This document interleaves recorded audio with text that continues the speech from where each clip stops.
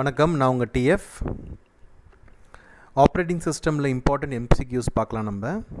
So நான் hand big பண்ணி ஒரு 15 எம்சிக்யூஸ் போட்டிருக்கேன். இது வந்து preferably NET exam, GATE exam and DRDO and placement டெஸ்ட்டில் கேட்குற மாதிரி ப்ராப்ளமான questions. Okay, so first question, a process executes the code fork fork fork.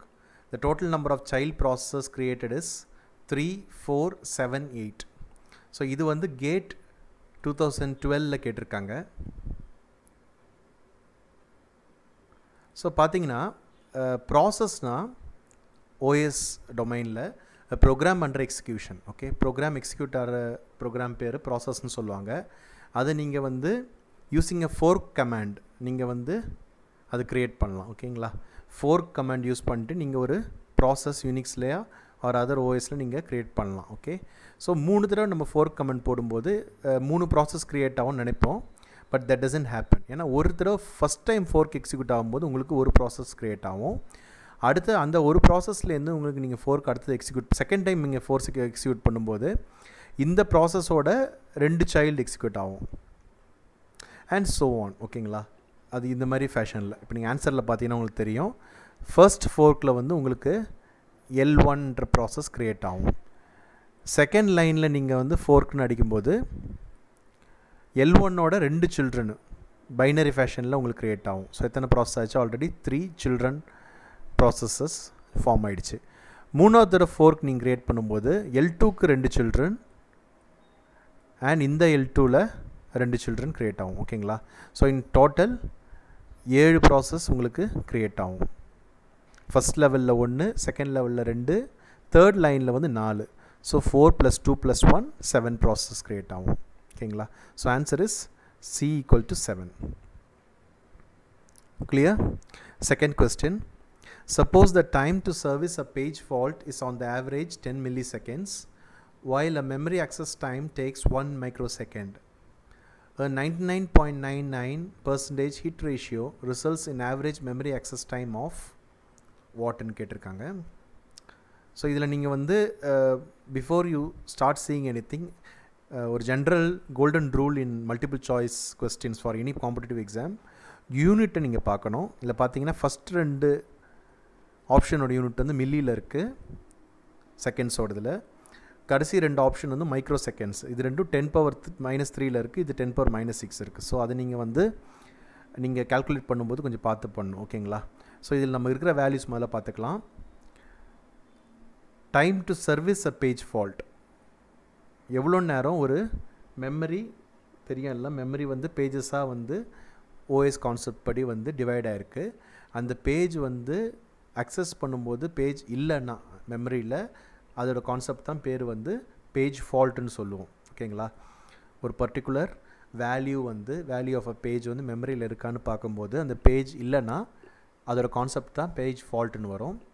So அந்த பேஜ் ஃபால்ட் வந்து ஆவரேஜாக 10 milliseconds இருக்குது. அது முதல் டேட்டா நமக்கு. ரெண்டாவது வந்து மெமரி ஆக்சஸ் டைம். ஒரு மெமரி நீ ஆக்சஸ் பண்ணுறதுக்கு எவ்வளோ நேரம் ஆகுதுன்னா ஒரு மைக்ரோ செகண்டில் இருக்குது. ஓகேங்களா, நல்லா பாருங்கள். ஃபஸ்ட்டு இது வந்து மில்லி செகண்டில் இருக்குது, இது வந்து மைக்ரோ செகண்டில் அவங்க கொடுத்துருக்காங்க. அப்புறம் வந்து ஹிட் ரேஷியோன்னு இருக்குன போது சப்போஸ் மெமரியில் வந்து ஒரு டேட்டாவை நம்ம பார்க்குறோம். அந்த டேட்டா இஃப் இட்ஸ் அவைலபிள்னா we call that as a memory hit. அந்த டேட்டா இல்லைன்னா அது பேர் வந்து மிஸ்ன்னு சொல்லுவோம். ஓகேங்களா, ஸோ இது மெமரி ஹிட் ரேஷியோ வந்து 99.99% இருக்குது. ஸோ இந்த டேட்டா வச்சுட்டு ஆவரேஜ் மெமரி அக்சஸ் டைம் எவ்வளோன்னு கண்டுபிடிக்கணும். ஓகேங்களா, ஸோ அந்த ஆவரேஜ் மெமரி அக்சஸ் டைமோட ஃபார்முலா இது தாங்க.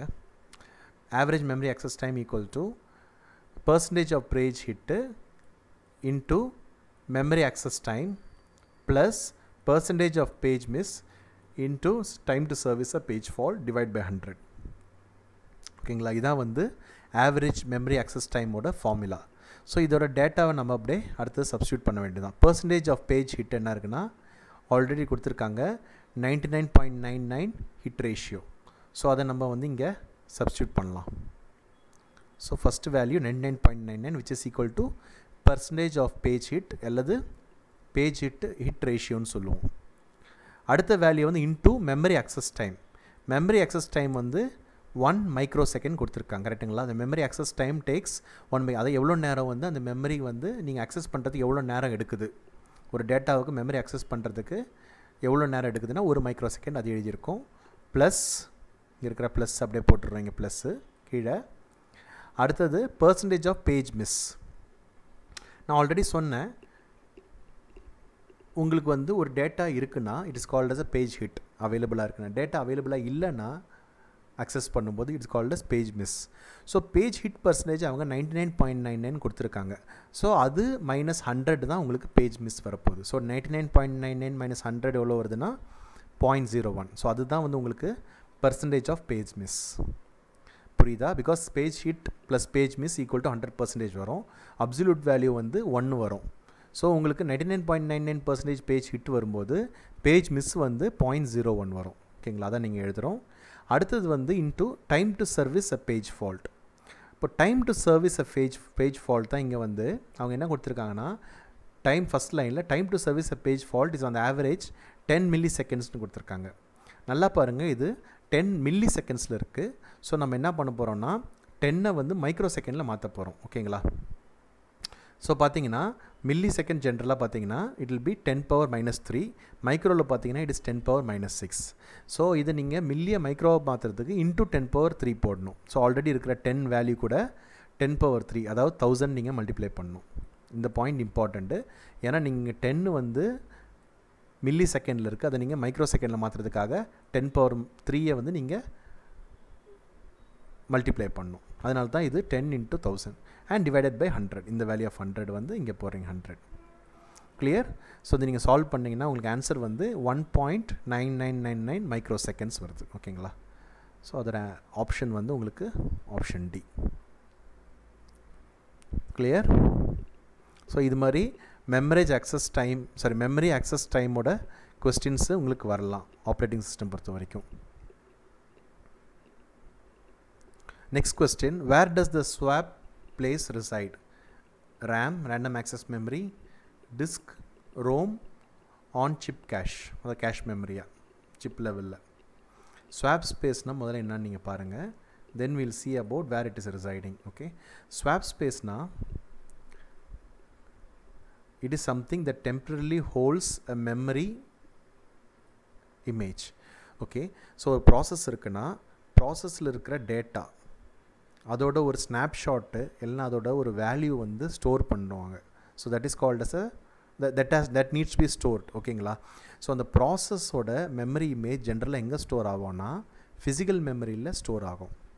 நான் ரிப்பீட் பண்ணுறேன், ஒரு ப்ராசஸோட மெமரி இமேஜ், மெமரி வேல்யூ இல்லை மெமரியோட ஸ்னாப்ஷாட் வந்து ஃபிசிக்கல் மெமரியில் ஸ்டோர் ஆகும். பட் யூஸ்வலாக வந்து ஃபிசிக்கல் மெமரி டிமாண்டு ஜாஸ்தியாக இருக்கும் எல்லா இடத்துலையும்.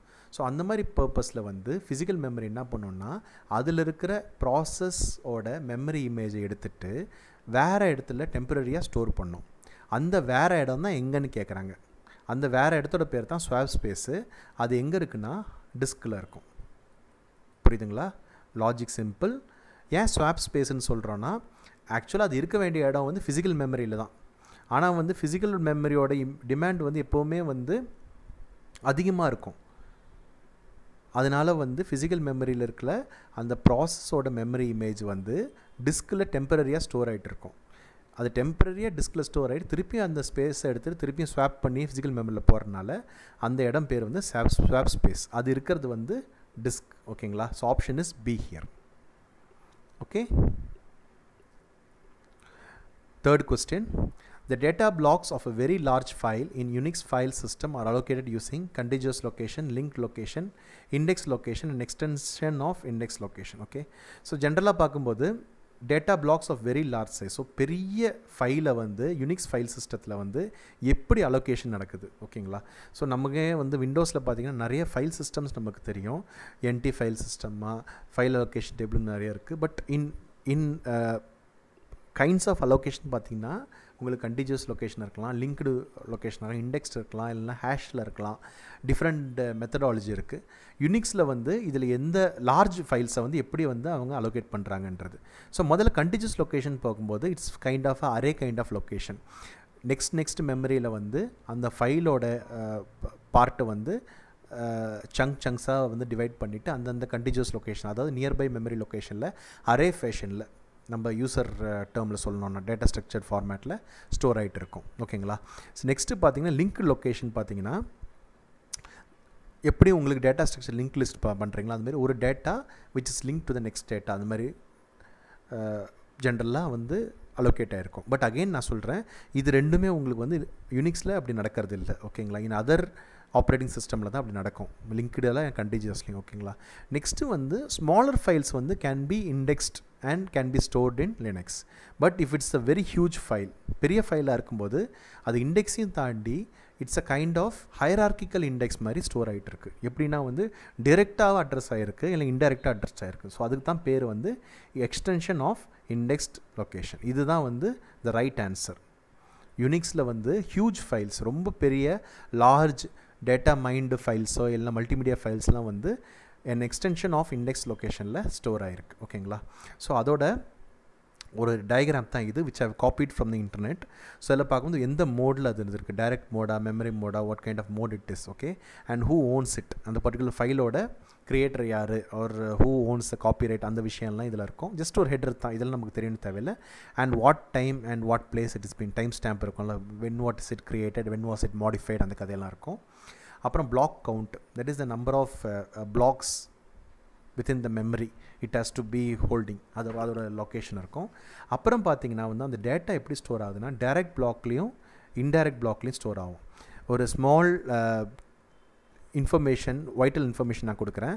இந்த டயக்ராம் நான் இன்டர்நெட்டில் காப்பி பண்ணும்போது சிங்கிள் டைரக்ட்னு இருக்குது, தப்பான ஒரு இது. இஃப் யூ ஈவன் நான் இந்த டயக்ராம் காப்பி பண்ணும்போது நான் இது கரெக்ட் பண்ணியிருக்கேன். ஸோ நீங்களும் வந்து I request you all to take care when you are getting things from the internet. Make sure that you are reading things right. Okay, so that's different. இங்கே பார்த்தீங்கன்னா வந்து direct blocks and indirect பிளாக்ஸாக store ஆகுது. Direct பிளாக்ஸ்னு பார்த்தீங்கன்னா டைரெக்டாக அந்த memory வந்து பாயிண்ட் பண்ணுது. ஓகேங்களா? அந்த டேட்டா வந்து பார்ட்டாக வந்து டைரக்ட் பிளாக்கில் டைரெக்டாக பாயிண்ட் ஆகுது. இன்டைரக்ட் பிளாக்னு சொல்லும்போது there is going to be some kind of function kind of thing. So அதில் வந்து இன்டைரக்டாக வந்து அது அட்ரஸ் ஆகிட்டு அந்த அட்ரஸில் வந்து data will be stored. Exact அந்த பர்டிகுலர் இண்டெக்ஸ் லொக்கேஷன்லேயே ஆகாமல் ஒரு கைண்ட் ஆஃப் ஹைரார்கிக்கல் ஃபேஷனில் ஸ்டோர் ஆகுது. அதேமாதிரி டபுள் இன்டைரக்ட் இருக்குது, where there are two stages or two layers of hierarchy to store data. ஏன் அப்படின்னா வந்து to make sure that the whole data is not stored in one place. So அப்படி இருக்கும்போது it could lead to either அந்த data corruption இருக்கலாம், or data losses இருந்தால் கொஞ்சம் வைட்டலாக இருக்கிறதுனால அந்த டேட்டா வந்து கம்மியாக ஸ்மாலர் டேட்டாஸ் வந்து மெனி லொக்கேஷன்ஸில் ஸ்டோர் ஆகுது in many ways. Direct block, indirect block store ஆகுது. டபுள் இன்டைரக்ட், ட்ரிபிள் இன்டைரக்ட்னா இது மாதிரி 3 ஸ்டேஜ் இருக்கும், 1 2 3 ஸ்டேஜஸ் இருக்கும். ஓகேங்களா? ஸோ இந்த மாதிரியான மெத்தட் தான் வந்து என்ன சொல்கிறேன், எக்ஸ்டென்ஷன் ஆஃப் இண்டெக்ஸ்ட். வெறும் இண்டெக்ஸில் வந்து வெறும் மேலே இருக்கிறது மட்டும் இருக்கும். தெர் இஸ் அ ஒரு இண்டெக்ஸிங்கில் வச்சுட்டு it will be store. But when it is for extension of multi indexing it will be in this kind of format. So இதுதான் வந்து யூனிக்ஸில் ஃபாலோ பண்ணுறோம். நெக்ஸ்ட் கொஸ்டின் இது நெட்டில் கேட்டிருக்காங்க. What in dash scheduling algorithm, the disk head moves from one end to the other end of the disk, serving the request along the way in a circular way. So பார்த்தீங்கன்னா இதில் இருக்கிறது எல்லாமே 4 இருக்குல்ல, இது எல்லாமே வந்து டிஸ்க் ஷெட்யூலிங் அல்காரிதம். ஓகேங்களா? So வந்து டிஸ்கில் வந்து இருக்கிற சர்வீஸ்லாம், இருக்கிற ப்ராசஸ்லாம் சர்வீஸ் பண்ணிவிட்டு, ரிக்வஸ்ட்லாம் சர்வீஸ் பண்ணிவிட்டு முடிக்கிறது தான் இந்த அல்காரிதமெல்லாம். ஸோ இதில் பார்த்தீங்கன்னா 2 மேஜர் அல்காரிதம் இருக்குது. உங்களுக்கு பார்த்தீங்கன்னா லுக் ஒன்று இருக்குது, நிறைய இருக்குது. பட் இதில் ஆப்ஷனில் இருக்கிறது மட்டும் சொல்லிடுறேன். ஸ்கேன் இருக்குது. ஸோ இந்த லுக்கும் ஸ்கேன் வந்து லீனியர் வேயில் வந்து அது அக்சஸ் பண்ணும். லீனியர் வேன்னு சொல்லும்போது ஜஸ்ட் ஒரு ஸ்மால் டயக்ராம் டைம் லைன் வச்சுக்கோங்க. அந்த டிஸ்கில் ஒரு ப்ராசஸ் இங்கே இருக்குதுன்னு வச்சுக்கோங்க, இன்னொரு ப்ராசஸ் இங்கே இருக்குதுன்னு வச்சுக்கோங்க, இன்னொரு ப்ராசஸ் இங்கே இருக்குதுன்னு வச்சுக்கோங்க, தி அதர் ப்ராசஸ் இங்கே இருக்குதுன்னு வச்சுக்கோங்க. ஜஸ்ட் ஒரு in a very normal way I'm just putting it. So இது வந்து start and end of the டிஸ்க்குன்னு வச்சுக்கோங்க. இது ஸ்டார்ட்டு அண்ட் இது எண்டு. ஓகேங்களா? நான் கொஞ்சம் பெருசாக வரைஞ்சிட்றேன். இது start and end of the disk. இப்போ பார்த்தீங்கன்னா இன் ஸ்கேன் அல்காரிதம் என்ன நடக்குதுன்னா, ஸ்டார்ட்லேருந்து ஆரம்பிச்சுட்டு இந்த பர்டிகுலர் ரிக்வெஸ்ட்டை வந்து கேட்டர் பண்ணிவிட்டு லீனியர் வேயில் வந்து அப்படியே ஸ்கேன் பண்ணிட்டு போவோம். அடுத்து இந்த ரிக்வெஸ்ட்டை கேட்டர் பண்ணோம். அதுக்கப்புறம் எண்ட் ஆஃப் த டிஸ்க் வரைக்கும் போவோம். when no more services it will come back அப்புறம் இந்த சர்வீஸை உங்களுக்கு அது கேட்டர் பண்ணோம். தென் இட் கம்ஸ் பேக், திருப்பி இந்த எண்ட் லொக்கேஷனுக்கு வரும், இந்த ஸ்டார்ட் லொக்கேஷனுக்கு வரும், திருப்பி அது போகும், திருப்பி வந்து இந்த பர்டிகுலர் ரிக்வஸ்ட் அது சர்வீஸ் பண்ணோம், திருப்பி எண்டு வரைக்கும் போகும். ஓகே, இது மாதிரி வந்து till the particular services are request are satisfied அது ஃபுல்லாக வந்து அது கேட்டர் பண்ணின்னு இருக்கும். இதுதான் வந்து ஜென்ரல் ஸ்கேன் அல்காரிதம் பண்ணுறது. ஓகேங்களா? இப்போ லுக் என்ன பண்ணோன்னா, நான் கலர் மாற்றிக்கிறேன் ஸோ தட் அது உங்களுக்கு டிஃப்ரென்ஸ் தெரியறதுக்காக ப்ளூவில் போட்டுக்கிறேன். ஸோ லுக் என்ன பண்ணுதுன்னா, அதே மாதிரி வந்து ஒரு எண்ணில் ஆரம்பிக்கும், இந்த பர்டிகுலர் சர்வீஸை கேட்டர் பண்ணோம், அப்படியே போவோம் லீனியர், நான் நல்லா கவனிங்க, லீனியர் வே, ஸ்ட்ரெயிட் லைனில். ஓகேங்களா? சர்க்குலர் வேல இல்லை, இந்த சர்வீஸை கேட்டர் பண்ணோம். இப்போ என்ன பண்ணுதுன்னா, அதுக்கு தெரியுது இதுக்கு மேலே எந்த சர்வீஸும் இல்லைன்னு, ரிக்வஸ்ட்டும் இல்லைன்னு. ஸோ அதுக்கப்புறம் என்ன பண்ணுதுன்னா, இதுலேருந்து டேரெக்டாக வந்து ரிவர்ஸ் அடிக்குது. ரிவர்ஸ் அடிச்சுட்டு it is able to cater to this. இப்போ இந்த பாகம் வந்து ஸ்கேனில் இருக்கிற மாதிரி லுக்கில் வந்து அது சாட்டிஸ்ஃபை பண்ணுறது கிடையாது, it just leaves it. So அந்த மாதிரி அகைன் லீனியர் ஃபேஷனில் போயிட்டு பண்ணுது. அப்புறம் இது இப்படி வரும், இப்படி வந்து முடிச்சுட்டு it will getting over. That is how a scan algorithm does its job. ஓகேங்களா? ஸோ இது வந்து லுக்கு பார்த்திங்கன்னா வந்து one end of that is this end of the disk போயிட்டு serving the request along way பண்ணுது. ஓகேங்களா? இன் அ லீனியர் வே லுக்கு. Scan பார்த்திங்கன்னா வந்துட்டு ரிக்வஸ்ட்டை போயிட்டு and if there is no other request remaining it will immediately come back, அது ஃபுல்லாக முடிக்காது. ஓகேங்களா? That is how look does it. Sorry, look அப்படி தான் பண்ணுது. ஸ்கேன் வந்து it's going to scan fully. ஓகேங்களா? இது ரெண்டும் லீனியர் வேல இருக்குது. ஃபஸ்ட் ரெண்டுமே சி லுக் சி ஸ்கேன் சொல்லும்போது circular look circular scan. So இது ரெண்டும் எப்படி என்ன பண்ணுதுன்னா, லீனியராக போகாமல் சர்க்குலர் ரேடியல் வேல வந்து அது ரிக்வஸ்ட்டை ஸ்கேன் பண்ணுது, லுக் பண்ணுது. ஓகேங்களா? இந்த சேம் வே. ஸோ ஒரு எண்ட்லேருந்து other end of the disk along the way பண்ணுது. சர்க்குலர் வே பண்ணும்போது, லீனியர் வேல பண்ணும்போது அது வந்து ஸ்கேனு, அலாங் த வே இந்த சர்க்குலர் வே பண்ணும்போது அது வந்து சி ஸ்கேன். ஓகேங்களா? அதோட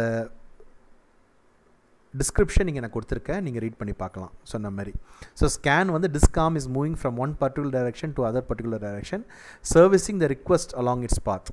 Servicing request along the, after reaching the end of the disk, it reverses direction and again service to the request arriving in its path. So அதான் நடக்குது. It does it and it comes in return. ஓகேங்களா? ஆனால் வந்து C ஸ்கேனில் பார்த்தீங்கன்னா ரெட்டில் கொடுத்துருக்கேன் answer, moves in circular fashion. அதான் இங்கே நீங்கள் கீ உங்களுக்கு தெரிய வேண்டியது. அதேமாதிரி சி லுக்லேயும் வந்து கடைசியாக பார்த்தீங்கன்னா சர்க்குலர் ஃபேஷன், அதுவும் லுக்கு தான் ஆனால் சர்க்குலர் ஃபேஷன். அதேமாதிரி சி ஸ்கேன் வந்து ஸ்கேனு தான் ஆனால் சர்க்குலர் வேல மூவ் ஆகுது. லுக்கு பார்த்தீங்கன்னா அதே தான், ஸ்கேன் மாதிரி தான் நடக்குது. இட் இஸ் சிமிலர் டு ஸ்கேன்னு கொடுத்துருக்கேன். ஆனால் வந்து எண்டுக்கு போகாது. Inspite of going to the end வந்து only to the last request போயிட்டு அப்புறம் திருப்பி ஃப்ரண்ட்டில் வந்துடுது. ஓகேங்களா? ஸோ அதான் இங்கே ப்ளூவில் கொடுத்துருக்கேன். எண்டு வரைக்கும் போகாமல் கடைசி ரிக்வெஸ்ட் போயிட்டு திருப்பி அப்படியே ஓவர் டர்ன் பண்ணிடுச்சு. ஸோ அதான் difference between scan and look. இது சர்க்குலர் வே ஆனதுனால, அதே மாதிரி வந்து ending the request at the end of the டிஸ்க்னு சொல்கிறனால அதான் கீவேர்டு. இங்கே நீங்கள் சொல்ல வேண்டியது ஸ்கேனு, சர்க்குலர் வே ஆனதுனால சி ஸ்கேன். புரியுதுங்களா?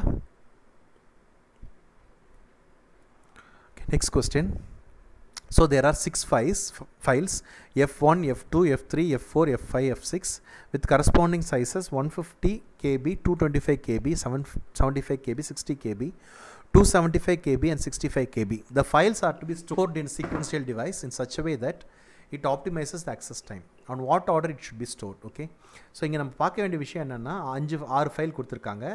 6 ஃபைலோட ஸ்பேஸ் எல்லாமே வந்து ஒரு சைஸ் வந்து அவங்க கிலோபைட்ஸில் கொடுத்துருக்காங்க.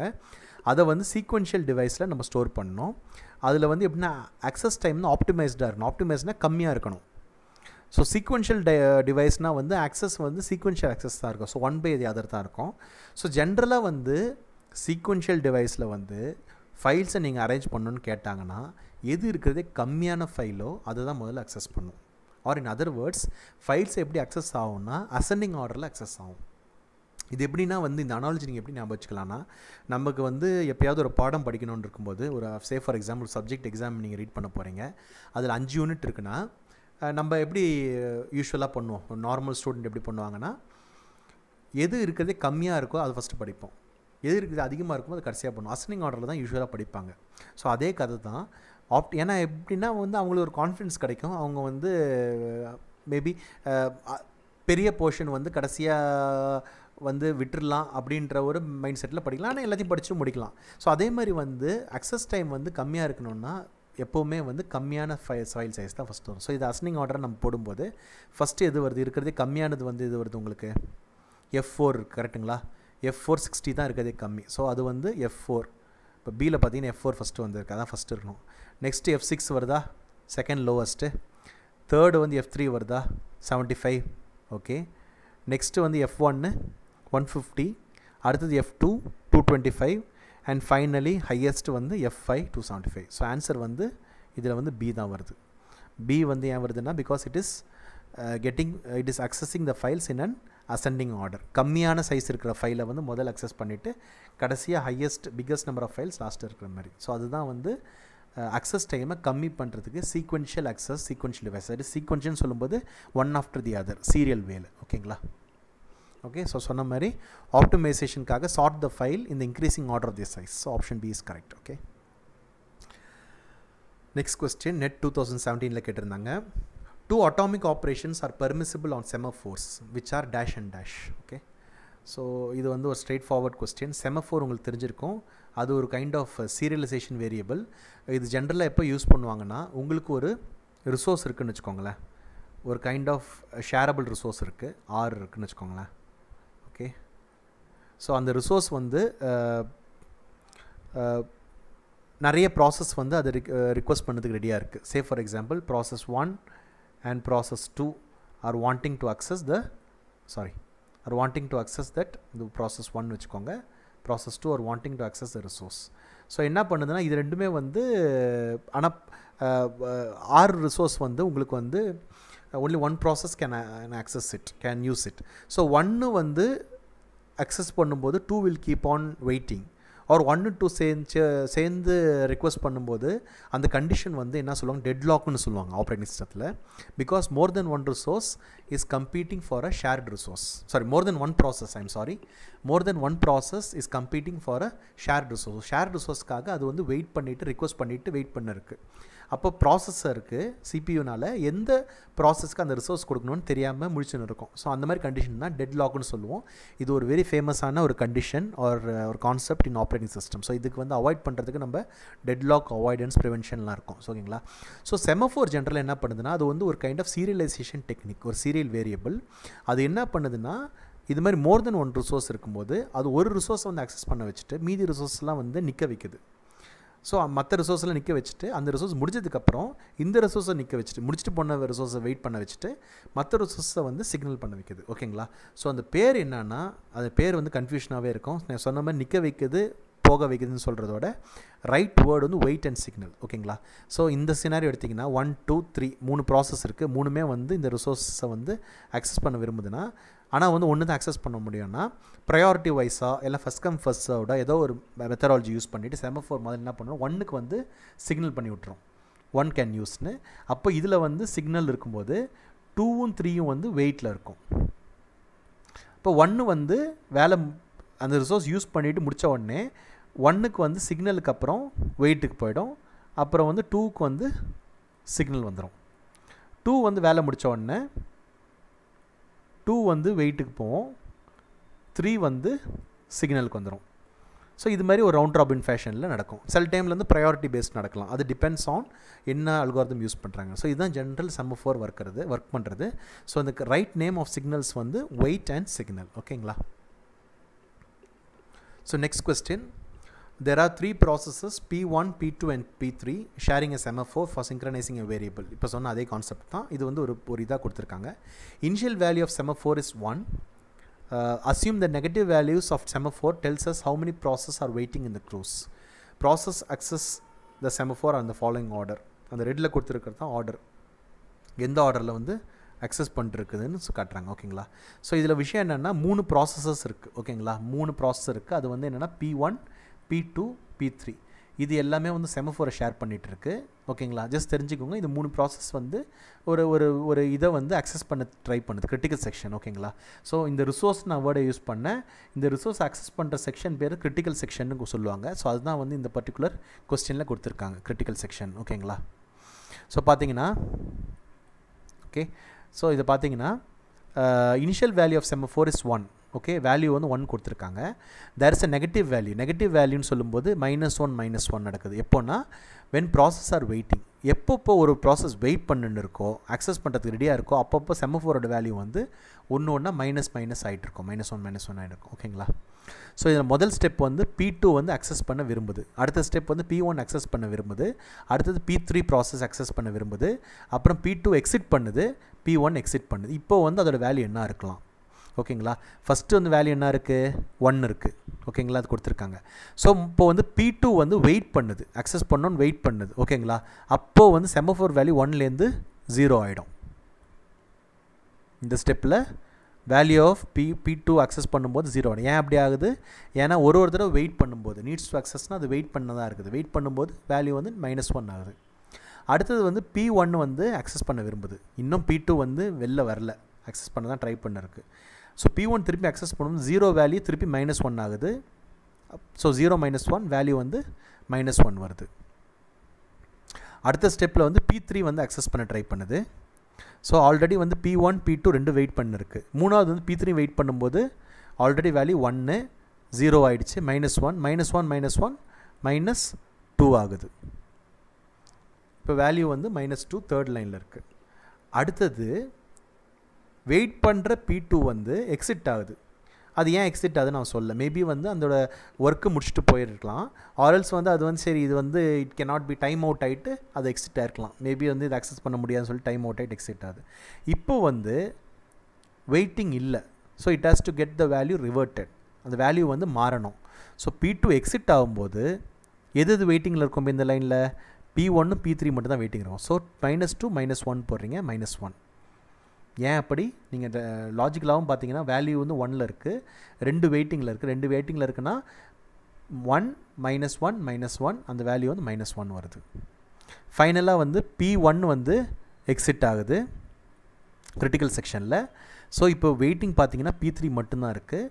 ஸோ 1 -1க்கு அப்புறம் இன்னொரு -1 போட்டிங்கன்னா +1, ஏன்னா எக்ஸிட் ஆனால value 0. So answer is A 0.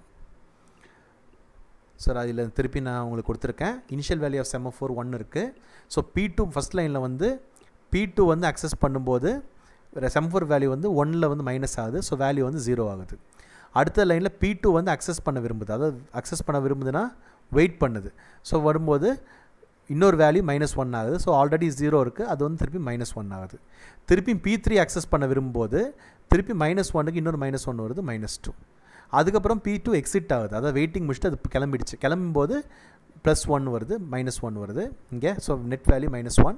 And finally P1 exit ஆகும்போது -1 +1 அது ஏன்னா எக்ஸிட் ஆகிடுது, வெயிட்டிங் இல்லை, ஸோ 0 வருது.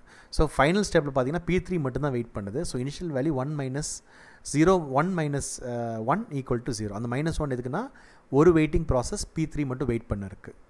So value is 0. கிளியர்?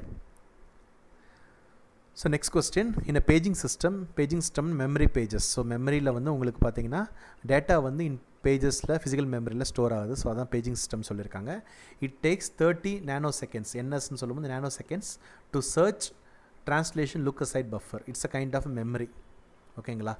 அது and 90 nanoseconds to access the main memory. ஓகேங்களா? So if the TLB which is translation look aside buffer hit ratio is 70%, what is the effective memory access time? இப்போ நம்மகிட்ட கேட்குறது வந்து memory access பண்ணுறது, மெமரியில் வந்து நோண்டி பார்க்குறதுக்கு, அக்சஸ் பண்ணுறதுக்கு, ஒரு டேட்டாவை வந்து தேடி பிடிக்கிறதுக்கு எவ்வளோ நேரம் ஆகுது? ஓகேவா? அது ஆனால் என்னென்ன கொடுத்துருக்காங்கன்னா TLB அதோட அக்சஸ் டைம் வந்து 90 நானோசெகண்ட் கொடுத்துருக்காங்க. சர்ச் டைம் வந்து 30 நானோசெகண்ட் கொடுத்துருக்காங்க. அக்சஸிங் மெயின் மெமரி வந்து 90 நானோசெகண்ட் கொடுக்குறாங்க. அப்புறம் ஹிட் ரேஷியோ வந்து 70% கொடுத்துருக்காங்க. ஸோ ஃபார்முலா வந்து பார்த்தீங்கன்னா effective access time = hit ratio into time during hit plus miss ratio into time during miss. Okay, so hit ratio வந்து 0.7. ஏன் 0.7னா ஹிட் ரேஷியோ பர்சன்டேஜ் வந்து 70% கொடுத்துருக்காங்க. ஸோ அப்சல்யூட் வேல்யூ வந்து ஹிட்டுக்கும் மிஸ்ஸஸ்க்கும் நான் சொன்ன மாதிரி 0 to 1 இருக்கும். ஸோ 70% இருக்கும்போது 0.7. ஸோ அதனால தான் வந்து இங்கே ஹிட் ரேஷியோ வேல்யூ வந்து 0.7 கொடுத்துருக்கேன். நெக்ஸ்ட்டு டைம் டியூரிங் ஹிட்டை வந்து இங்கே 30 + 90 கொடுத்துருக்கேன். ஏன் அப்படின்னா 30 செகண்டை சர்ச் பண்ணுறதுக்கு தேவைப்படுது, 90 நானோசெகண்ட்ஸ் வந்து அக்சஸ் பண்ணுறது தேவைப்படுது. ஸோ நீங்கள் இதில் வந்து அந்த யூனிட்டையும் பார்க்கலாம், எல்லாமே நேனோ செகண்ட்ஸில் இருக்குது. ஆன்சர்ஸும் சரி, இதில் இருக்கிற அந்த டைம் வேல்யூ வந்து நேனோ செகண்ட்ஸில் இருக்குது. ஸோ நீங்கள் எதுவும் மாற்ற தேவையில்லை. ஸோ டைம் டியூரிங் ஹிட் பார்க்கும்போது searching plus access, search plus access, so 30 + 90 போடுறீங்க. ப்ளஸ் மிஸ் ரேஷியோ சொன்ன மாதிரி வந்து hit to miss ratio will get a value of 1. So hit ratio 0.7 சொல்லும்போது மிஸ் ரேஷியோ வந்து 0.3, because 1 - 0.7 0.3. So miss ratio is 0.3. அப்புறம் நீங்கள் முக்கியமாக பார்க்க வேண்டிய டைம் டியூரிங் மிஸ். இதில் வந்து it's very common that you can write 30 + 90, ஏன்னா வந்து access time plus search time. ஓகேங்களா? பட் நீங்கள் நல்லா கவனிக்க வேண்டியது என்னென்னா, மிஸ்ஸுனா ஒரு டைரெக்ஷன் இல்லாமல் செகண்ட் டைரெக்ஷன்லேயும் வந்தாகணும். ஸோ 90 + 90 வரும். இது புரியுதா? ஜென்ரலாக பார்த்தீங்கன்னா 30 nanosecond to search and 90 nanoseconds to access. So 30 nanosecond search, 90 nanosecond access. Hit இருந்துச்சுன்னா பிரச்சனை இல்லை, 30 + 90 மட்டும் தான் வரும். ஆனால் மிஸ் ஆகும்போது திருப்பி ரிட்டர்ன் ஆகும்ல மெமரி டு ப்ராசஸ். ஸோ அதனால் +90 இன்னொன்று எக்ஸ்ட்ரா வரும். ஸோ இங்கே நல்லா பார்க்க வேண்டியது என்னென்னா 30 + 90 + 90, அதனால தான் இன்னொரு 90 வரும். ஸோ அதை நீங்கள் சால்வ் பண்ணிங்கன்னா ஆன்சர் 147 naноseconds வரும். Option B is the right answer. So +90 வந்து போகிறது நிறைய மிஸ் பண்ணுறதுக்கு சான்சஸ் இருக்குது. So make sure time during miss வரும்போது அந்த டேர்ன் அரவுண்ட் டைமும் நீங்கள் கால்குலேட் பண்ணணும். ஓகேங்களா? That is 90 seconds to access the main memory and come back to the process. ஸோ அதுவும் நீங்கள் போட வேண்டியது கட்டாயம். ஓகேங்களா? So next question, which of the following scheduling algorithms may cause starvation? First come first serve, FCFS, round robin, priority, shortest process next, shortest remaining time first. Okay, so இதுக்கு முதல்ல வந்து இந்த அல்காரிதம் என்னென்னு பார்க்கலாம், அதில் வந்து ஸ்டார்வேஷன்னா என்னென்னு பார்க்கலாம். ஸோ ஸ்டார்வேஷன் ஜென்ரலாக என்னென்னா, occurs when a program is requesting for its resource but not able to execute because other program is utilizing the resource for an extended period. Okay, நீங்கள் கூகுளில் பார்த்தீங்கன்னா program of higher priority is requesting a resource but someone is trying to accessing a resource, அந்த மாதிரி வந்து கொடுத்துருப்பாங்க. But நான் ஜென்ரலாக ஒரு ஜென்ரல் ஃபார்மில் கொடுத்துருக்கேன். ஒரு ப்ரோக்ராம் வந்து ஒரு ரிசோர்ஸ் தேவைப்படுது, ஆனால் அதனால் கடைசி வரைக்கும் அந்த ரிசோர்ஸ் கிடைக்கவே இல்லை. ஸோ அதுதான் வந்து அந்த ப்ரோக்ராம் வந்து set to suffer from starvation. அதான் எப்படி வந்து இப்போ வந்து சேட்லி வந்து ஒரு நியூஸ் வந்தது, like we all might have seen it. இந்த லாக்டவுன் வந்ததுலேருந்து வந்து இந்தியாவோட சில்ட்ரனோட hunger percentage has gone up by 4.5%. ஏன்னா they are starving, சாப்பாடு இல்லாமல் அவங்க வந்து பஞ்சத்தில் இருக்காங்க. So that is starvation. அவங்க வந்து அவங்க ஃபேமிலியில் இன்கம் இல்லாதனால, அவங்களுக்கு ஒழுங்கான சாப்பாடு இல்லாதனால அவங்க வந்து சாப்பாடு இல்லாமல் பட்னி இருக்காங்க. So that is starvation. So அதே மாதிரி இந்த இடத்துல ஓஎஸ் கான்செப்டில் வந்து ஒரு ப்ரோக்ராம் ஒரு ப்ராசஸ் வந்துட்டு ஒரு ரிசோர்ஸ் தேவைன்னு வெயிட் பண்ணி கடைசி வரைக்கும் வெயிட் பண்ணிட்டு ஸ்டார்வேஷனில் இருக்கும், ஏன்னா கிடைக்காமல் இருக்கும். அதுதான் வந்து ஸ்டார்வேஷன் சொல்லுவோம். ஓகே, இப்போ ஒரு அல்காரிதம் ஷெட்யூலிங் அல்காரிதம் பார்க்கலாம். First FCFS, first come first சர்வில் என்ன நடக்குதுன்னா, ஜென்ரலாக வந்து பெரிய இப்போது ஒரு சினாரியோ நான் சொல்கிறேன். வந்து உங்களுக்கு வந்து ஒரு கைண்ட் ஆஃப் ப்ராசஸ் வருது, ஒரு கியூ ஆஃப் ப்ராசஸ் இருக்குது ஃபர்ஸ்ட் கம் ஃபர்ஸ்ட் சர்வில். எப்படி என்ன நடக்கும்னா 1 2 3 4 4 ப்ராசஸ் இருக்குன்னா, அதில் பேர் சொன்ன மாதிரி ஃபர்ஸ்ட் கம் ஃபர்ஸ்ட் சர்வ்னு சொல்லும்போது ஃபஸ்ட்டு எந்த ப்ராசஸ் வருது, 1 வருதுன்னா 1ஓட வேலையை முடிச்சுட்டு அடுத்தது 2க்கு வரும், அப்புறம் 3க்கு வரும், அப்புறம் 4க்கு வரும். இதான் வந்து ஃபர்ஸ்ட் கம் ஃபர்ஸ்ட் சர்வோட கதை. ஓகேங்களா? ஸோ பார்த்தீங்கன்னா வந்து வெரி லார்ஜ் பர்ஸ்ட் டைம், பெரிய பர்ஸ்ட் டைம் இருக்கிற ஒரு ப்ராசஸ் மேலே வருதுன்னா அதை வந்து ரொம்ப நேரம் வெயிட் பண்ணணும் தேவையில்லை. ஓகேங்களா? Okay, excuse me. ஒரு ப்ராசஸ் வந்து ரொம்ப அதிகம் பர்ஸ்ட் டைம் இருக்குன்னா அந்த ப்ராசஸ் முடிச்சதுக்கப்புறம் அதர் ப்ராசஸ் வந்து வெயிட் பண்ணிருக்கோம் ஆப்வியஸ்லி. பட் வெயிட் தான் பண்ணியிருக்கோம் தவிர அது வந்து ஸ்டார்வேஷனில் இருக்காது. பிகாஸ் அதுக்கும் அடுத்த சான்ஸ் கிடைக்கும். ப்ராசஸ் 1க்கு அப்புறம் கண்டிப்பாக ப்ராசஸ் 2 கிடைக்கும், ப்ராசஸ் 2க்கு அப்புறம் ப்ராசஸ் 3 கிடைக்கும், ப்ராசஸ் 3க்கு அப்புறம் ப்ராசஸ் 4 கிடைக்கும். ஸோ அதனால் வந்து எந்த இதுவும் வந்து கடைசியாக வந்து கேட்டர் ஆகாமல் போகிறதுக்கு வாய்ப்பே இல்லை. ஓகேங்களா? ஸோ ஃபர்ஸ்ட் கம் ஃபர்ஸ்ட் சர்வில் ஸ்டார்வேஷன் வர்றதுக்கு வாய்ப்பு இல்லை. ஓகேங்களா? அதுதான் நான் வந்து இங்கே சொல்ல விரும்புகிறேன். எப்படி இருந்தாலும் வந்து எல்லா ப்ராசஸ்க்கும் வந்து அதோட டேர்ன் வந்துடும். ஏன்னா வந்து ஒரு 1 by 1 தான் அது வந்துன்னு இருக்குது. ஓகேங்களா? ரெண்டாவது ரவுண்ட் ராபின் ஷெட்யூலிங்கில் பார்த்தீங்கன்னா ஒரு டைம் ஸ்லைஸ்னு இருக்கும், ஒரு டைம் குவாண்டம் டைம்னு ஒன்று இருக்கும். அது பார்த்தீங்கன்னா வந்து ஒரு டைம் வரைக்கும் ஒரு ஃபார் எக்ஸாம்பிள் 1 2 3 4 4 ப்ராசஸ் இருக்குன்னா 5 மில்லி செகண்ட் ஜஸ்ட் ஒரு டைம் ஸ்லைஸ் எக்ஸாம்பிள். 5 மில்லி செகண்டுக்கு ப்ராசஸ் 1க்கு வந்து அது வந்து அந்த ரிசோர்ஸ் யூஸ் பண்ண டைம் கொடுக்கும். அப்புறம் வந்து நீ கிளம்புன்னு சொல்லுவோம், கிளம்பிட்டு ப்ராசஸ் 2க்கு போகணும், அப்புறம் ப்ராசஸ் 3, அப்புறம் ப்ராசஸ் 4, திருப்பியும் ப்ராசஸ் 1க்கு 5 செகண்ட் மில்லி செகண்ட், ப்ராசஸ் 2 இந்த மாதிரி வந்து கண்டினியூ ஆகிட்டு இருக்கும். இதான் வந்து ரவுண்ட் ராபின். ஸோ இந்த நிலமையிலையும் வந்து எந்த ப்ராசஸ்க்கும் இந்த ரிசோர்ஸ் கிடைக்காத ஒரு பஞ்சம் இல்லாமல் இருக்கும், ஸ்டார்வேஷன் இல்லாமல் தான் இருக்கும். ஃபஸ்ட் கம் ஃபஸ்ட் சர்வ்லையும் சரி, ரவுண்ட் ராபின்லையும் சரி. ஆனால் ப்ரையாரிட்டி பேஸ்ட் ஷெட்யூலிங்கில் ஜஸ்ட் ஒரு எக்ஸாம்பிள் பார்த்தீங்கன்னா, லோ ப்ரையாரிட்டி இருக்கிற ப்ராசஸ், ஃபார் எக்ஸாம்பிள் அதே மாதிரி 1 2 3 4 இருக்குன்னு வச்சுக்கோங்களேன். இதில் பார்த்தீங்கன்னா ப்ராசஸ் 3 வந்து சேட்லி ரொம்ப லோ ப்ரையாரிட்டி, 1 2 4 வந்து வெரி ஹை ப்ரையாரிட்டி வச்சுக்கோங்களேன். 1 2 4 அடிக்கடிக்கு ரிசோர்ஸ் தேவைப்படுது. அந்த மாதிரி சுச்சுவேஷனில் 1 2 4 மட்டும்தான் அது வந்து கேட்டர் பண்ணும், அந்த ரிசோர்ஸ்க்கு வந்து அந்த ரிசோர்ஸ்க்கு வந்து யூஸ் பண்ணுறதுக்காக அலோவ் பண்ணும் ப்ராசஸர். ஸோ கடைசி வரைக்கும் third processor which is having very low priority இருக்கும்போது கடைசி வரைக்கும் அதை வந்து ரிசோர்ஸ் அக்செப்ட் பண்ணவே முடியாது, அது ஸ்டார்வேஷனில் தள்ளப்படும். So it will suffer from starvation. So ப்ரையாரிட்டியில் வந்து கண்டிப்பாக வந்து ஸ்டார்வேஷன் நடக்கும். அதேமாதிரி ஷார்ட்டஸ்ட் ஜாப் ஃபஸ்ட்டில் வந்து எப்போ நடக்கும்னா, அந்த பர்டிகுலர் ப்ராசஸ் லோ ப்ரையாரிட்டியாக இருந்துச்சுன்னா உனக்கு வந்து ஸ்டார்வேஷன் நடக்கும். அதேமாதிரி ஷார்ட்டஸ்ட் ஜாப் ஃபஸ்ட்டில் பார்த்தீங்கன்னா வந்துட்டு ஜஸ்ட் சே ஃபார் எக்ஸாம்பிள் 1 2 3 4 அது இருக்குன்னா, எது இருக்கிறதே கம்மியாக இருக்கோ அதை ஃபஸ்ட்டு வந்து கேட்டர் பண்ணும். ஃபார் எக்ஸாம்பிள் ஜாப் 4 வந்து உனக்கு வந்து ஷார்ட்டஸ்ட் இருக்குன்னா ஜாப் 4 வந்து முதல்ல முடிக்கும், எது இருக்கிறதே பெருசோ அது கடைசியாக நடக்கும். அதுலேயும் அதே மாதிரி கதை, 4த்துக்குமே வந்து அதிகமாக வந்து அந்த ரிசோர்ஸ் தேவைப்படுது. Just say for example number 2 வந்து வெரி லார்ஜ் ப்ராசஸ், 1 3 4 வந்து ரொம்ப குட்டி குட்டியான ப்ராசஸ்னால் 1 3 4 மட்டுமே அக்சஸ் பண்ண விடும் ப்ராசஸர். 2 கடைசி வரைக்கும் வெயிட் பண்ணிட்டே இருந்து ஸ்டார்வேஷனில் செத்துரும். ஸோ அந்த மாதிரி எடுத்த டைமில் வந்து ஷார்ட்டஸ்ட் ஜாப் ஃபஸ்ட்டில் வந்து எதுக்கு ஹையர் டைம் இருக்கும், ஹையர் பர்ஸ்ட் டைம் ஒரு ஹையர் ப்ராசஸிங் டைம் இருக்கோ அது வந்து ஸ்டார்வேஷனில் மாட்டோம். And finally shortest remaining time ஃபஸ்ட்லேயும் வந்து எதில் வந்து அதிகம் ரிமைனிங் டைம் இருக்கோ அது வந்து ஸ்டார்வேஷனில் மாட்டோம். ஓகேங்களா? ஸோ ஃபஸ்ட் கம் ஃபஸ்ட் சர்வும் ரவுண்ட் ராபின்லேயும் வந்து ஸ்டார்வேஷனில் இருக்கிறதுக்கு வாய்ப்பே இல்லை. ஸோ இந்த கொஸ்டின் நீங்கள் பார்த்தீங்கன்னா ஃபஸ்ட் கம் ஃபஸ்ட் சர்வில் வந்து எல்லாத்துக்கும் அதோட ரவுண்டு கிடைக்கும் இன் எவ்ரி வே. 10 ப்ராசஸ் இருக்குன்னா 1 தாண்டி 2, 2 தாண்டி 3, 3 தாண்டி 4, 4 தாண்டி 5, அவ்வளோதான். எல்லாத்துக்குமே சர்வீசிங் முடிஞ்சிடும். ஸோ எல்லாருக்குமே வந்து ஒரு சான்ஸ் கிடைக்கும் டு அக்சஸ் ரிசோர்ஸ். ரவுண்ட் ராபினில் ஒரு பர்டிகுலர் டைமுக்கு 1, அதுக்கப்புறம் ஒரு பர்டிகுலர் டைம் 2, 3, 4, 5, திருப்பி 1 2 3 4 மாதிரி வரும். ஸோ அதுக்கும் வந்து ஸ்டார்வேஷன் வராது. ஆனால் ப்ரையாரிட்டியில் வந்து அந்த பர்டிகுலர் ப்ராசஸ் வந்து லோ ப்ரையாரிட்டி இருந்துச்சுன்னா அது ஸ்டார்வேஷனில் தள்ளப்படலாம். அதாவது கடைசி வரைக்கும் ரிசோர்ஸ் அக்சஸ் பண்ண முடியாதுன்ற ஒரு பற்றாக்குறையில் தள்ளப்படலாம். அதே மாதிரி ஷார்ட்டஸ்ட் ப்ராசஸ் நெக்ஸ்ட்டும் ஷார்ட்டஸ்ட் ரிமைனிங் டைம் ஃபஸ்ட்லேயும் இந்த ரிமைனிங் டைமும் டோட்டல் டைமும் அதிகமாக இருக்கிற ப்ராசஸ் வந்து கடைசி வரைக்கும் ஸ்டார்வேஷனில் இருக்கலாம். ஏன்னா ஷார்ட்டஸ்ட் ஜாப் தான் ஃபஸ்ட்டு வந்து நடத்துது. ஷார்ட்டஸ்ட் ப்ராசஸ்னால் ஷார்ட்டஸ்ட் ஜாப் தான். ஓகேங்களா? ஸோ வந்து ஸ்டார்வேஷனில் சஃபர் ஆகுது CDE. ஸோ அது ரைட் ஆன்சர் இஸ் B. ஓகேங்களா? Okay. So next question. Consider a system is having m resource of the same type. The resources are shared by 3 processes P1, P2 and P3 which peak demands of 2, 5 and 7. What value of will deadlock not occur? Already deadlockனா என்ன சொன்னேன், ஒரு process வந்து ரிசோர்ஸ்க்காக wait பண்ணுது, கடைசி வரைக்கும் அது வந்து கிடைக்கலன்னா டெட்லாக் ஃபார்ம் ஆகிடுன்னு சொல்லியிருக்கேன். ஸோ இதில் வந்து ஒரு கைண்ட் ஆஃப் ரிசோர்ஸ் தான் இருக்குது. ஓகேங்களா? பிரிண்டர்னா பிரிண்டர், ஆர் ஸ்கேனர்னா ஸ்கேனர், ஆர் ஒரு கைண்ட் ஆஃப் இன்டர்நெட்னா இன்டர்நெட், ஒரு kind of resource which is not shared. Okay. So internet நான் சொல்ல முடியாது, but other resource. Okay.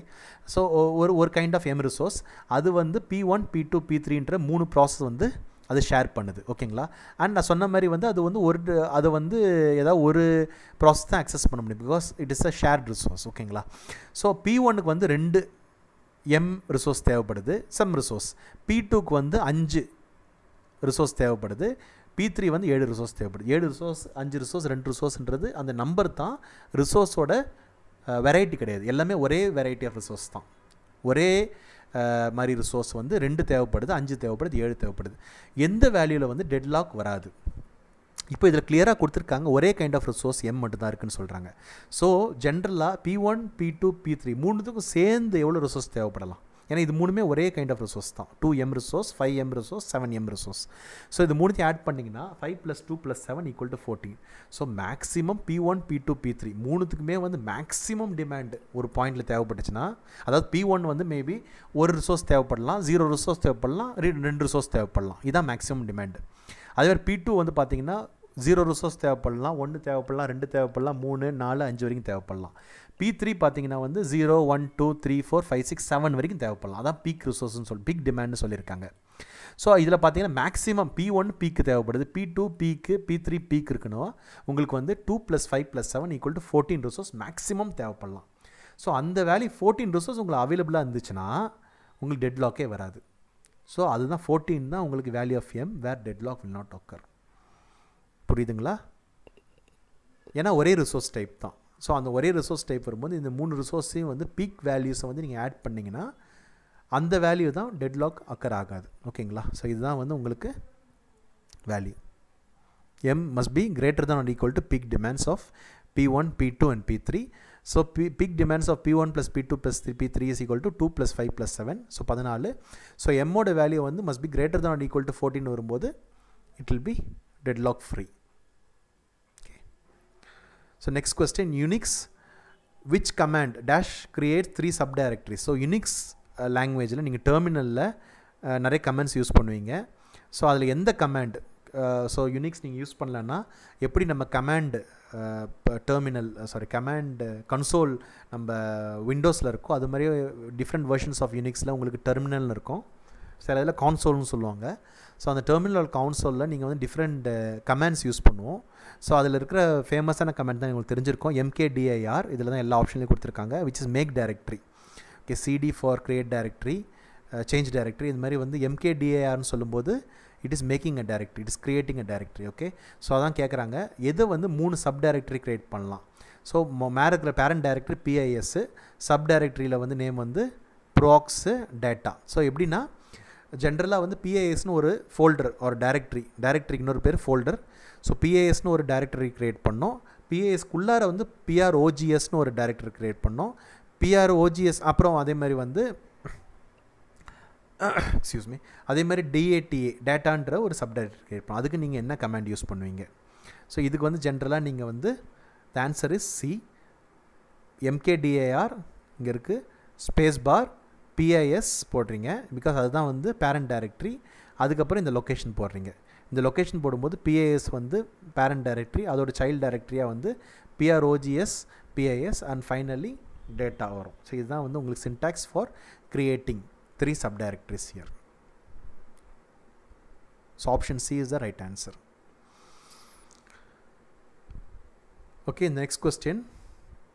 Suppose there are 4 processes in execution with 12 instances of a resource R in a system.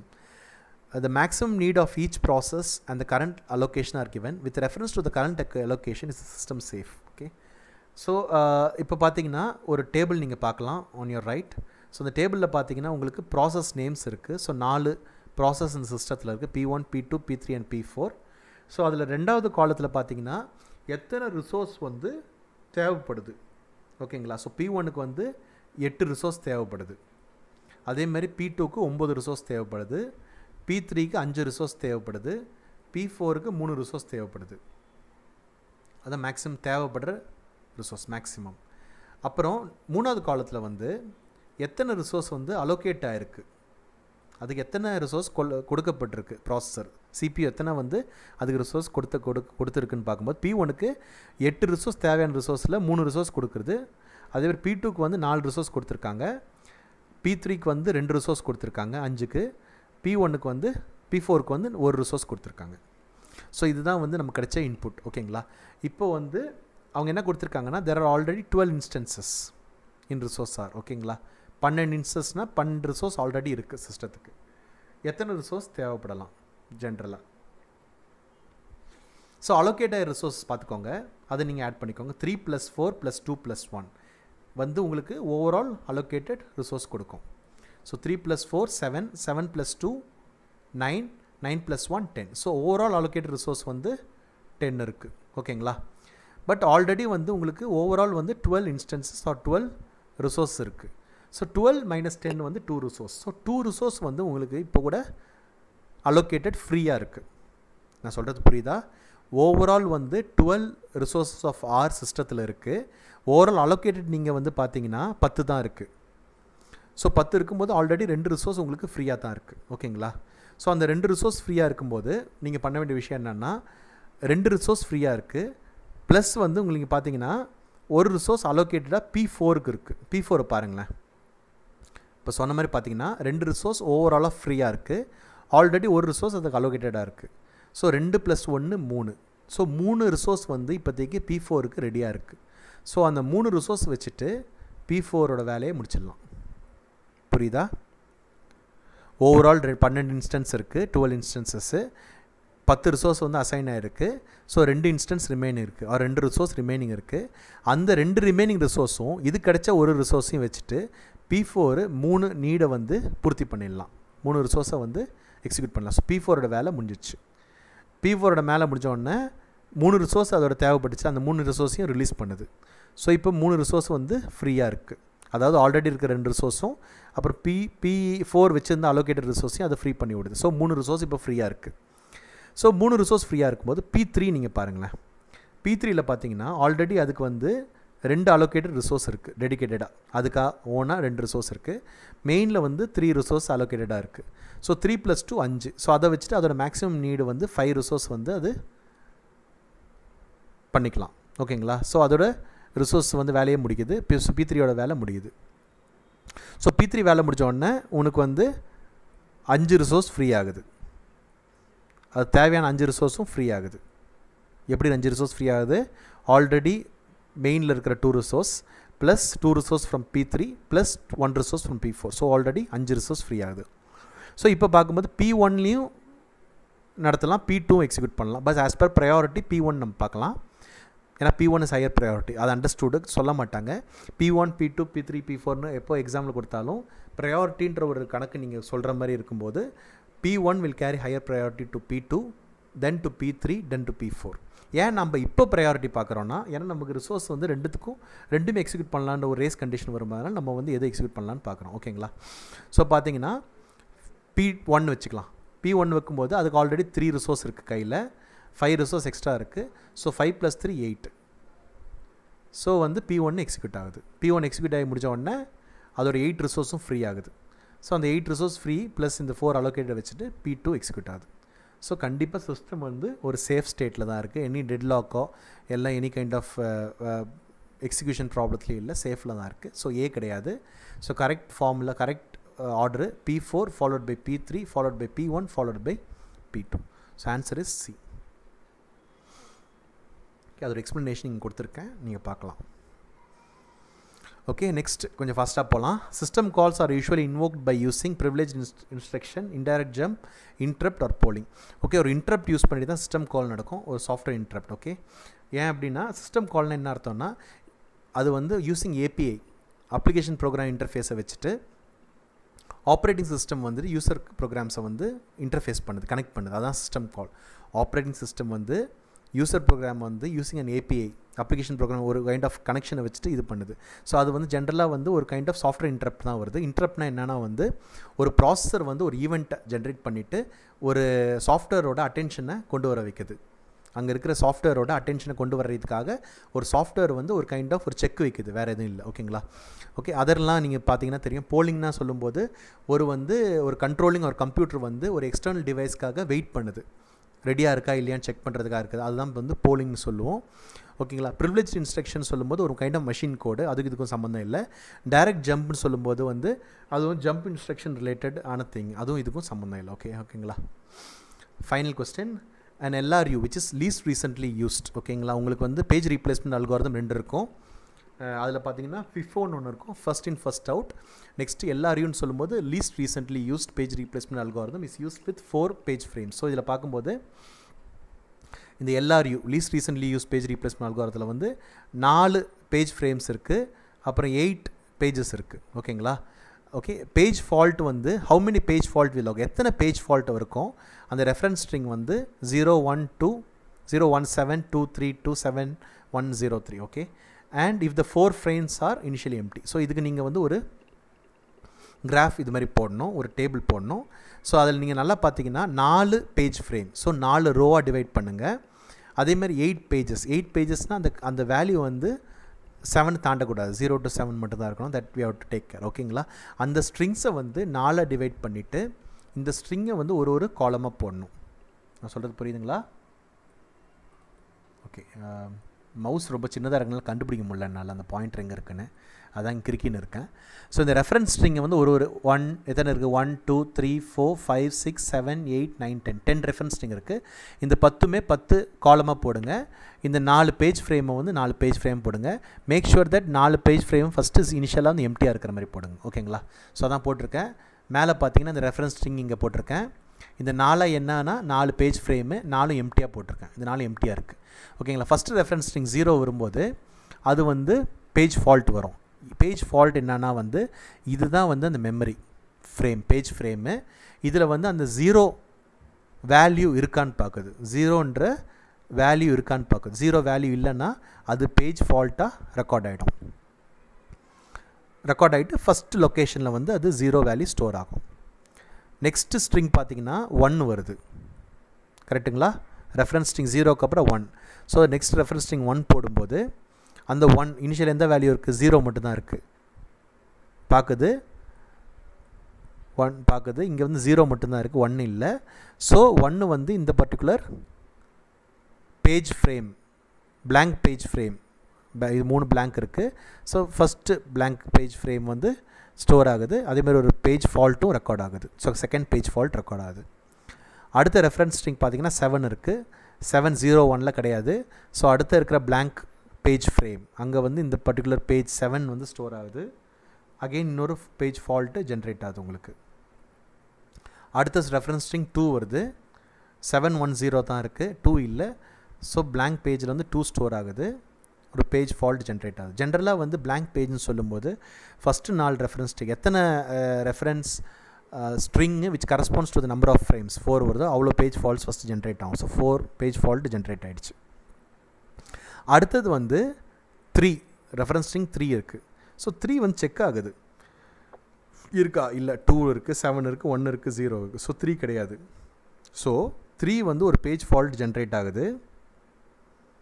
ஓகேங்களா. அதே மாதிரி வந்து 3 வந்து எந்த இடத்துல உட்காரணுன்றது முடிவு பண்ணுறது வந்து இந்த அல்காரிதம் LRU தான். ஓகேங்களா. LRUன்னு சொல்லும்போது லீஸ்ட் ரீசெண்ட்லி யூஸ்ட். எது வந்து ரொம்ப ரீசெண்டாக யூஸ் பண்ணாத ஒரு பேஜோ அது வந்து ரீப்ளேஸ் ஆகிடும். இதில் 0 1 7 2 2 வந்து இப்போ தான் யூஸ் ஆகிருக்கு, இப்போ ரீசெண்டாக யூஸ் ஆகிருக்கு. 7 பார்க்கும்போது இன்னும் கொஞ்சம் முன்னாடி ரீசெண்டாக யூஸ் ஆகிருக்கு. 1 பார்க்கும்போது அதுவும் கொஞ்சம் முன்னாடி ரீசெண்டாக யூஸ் ஆகிருக்கு. இந்த 2 7 1 0ல் 0 தான் வந்து ரொம்ப ரீசெண்டில் இல்லை, கொஞ்சம் முன்னாடி இருக்குது. ஸோ லீஸ்ட் ரீசெண்டாக இருக்கிறது 0 தான். ஸோ 0 வந்து நான் இங்கே 3யாக ரீப்ளேஸ் பண்ணுறேன்.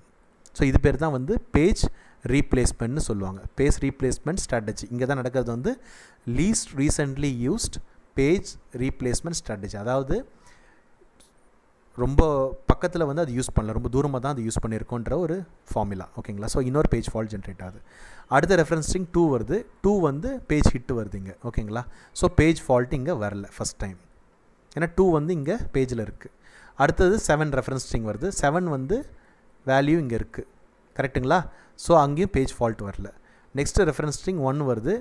1 வந்து இங்கே இருக்குது. ஸோ பேஜ் ஃபால்ட்டு வரல. அடுத்த ரெஃபரன்ஸ் ஸ்ட்ரிங் 0 வருது. 0 முன்னாடி இருந்தது, ஆனால் இந்த பர்டிகுலர் பேஜில் 0 கிடையாது. கரெக்டுங்களா. ஸோ பார்க்கும்போது 0 வந்து இல்லாதனால பேஜ் ஃபால்ட் திருப்பி ஜென்ரேட் ஆகுது. லீஸ்ட் ரீசெண்ட்லி யூஸ் அதே மாதிரி 3 வந்து தான் கடைசியாக ரீப்ளேஸ் ஆகிருக்கு. மீதியெல்லாம் புதுசாக ரீப்ளேஸ் ஆனது, புதுசாக சார்ட் அவுட் பண்ணுது. ஸோ வந்து 3யோட வேல்யூக்கு பதிலாக 0 ஸ்டோர் ஆகுது.